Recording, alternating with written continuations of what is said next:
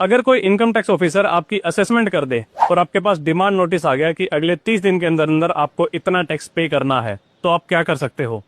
राम राम भाई, मेरा नाम है सुमित, काम करता हूँ इनकम टैक्स में। तो आज का ज्ञान है, ऐसी कंडीशन में अगर आपको ये लगता है कि आपके साथ जाती हुई है, जो असेसमेंट ऑर्डर था वो ठीक से नहीं बनाया गया या आपकी कुछ बातें नहीं सुनी गई असेसिंग ऑफिसर के द्वारा, तो आपके पास ये अधिकार है कि आप अगले 30 दिन के अंदर अंदर अपील कर सकते हो सीआईटी अपील्स में, यानी commissioner of income tax appeals में।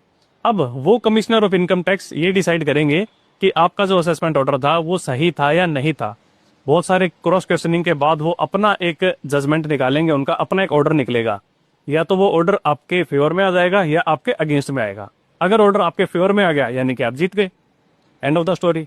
अगर ऑर्डर आपके अगेंस्ट में आ गया तो फिर से आपके पास अधिकार है कि आप अगले 60 दिन के अंदर अंदर आईटीएटी यानी कि इनकम टैक्स अपीलेट ट्रिब्यूनल में फर्दर अपील कर सकते हो।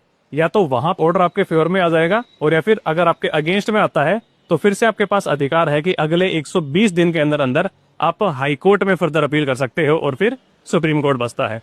और इसी तरीके से जब सीआईटी अपील्स का जो ऑर्डर था वो अगर आपके फेवर में आ गया, तो जो इनकम टैक्स ऑफिसर है, जो असेसिंग ऑफिसर है, उसके पास भी ये अधिकार है कि वो सीआईटी अपील्स के ऑर्डर के खिलाफ आईटीएटी में फर्दर अपील कर सकता है।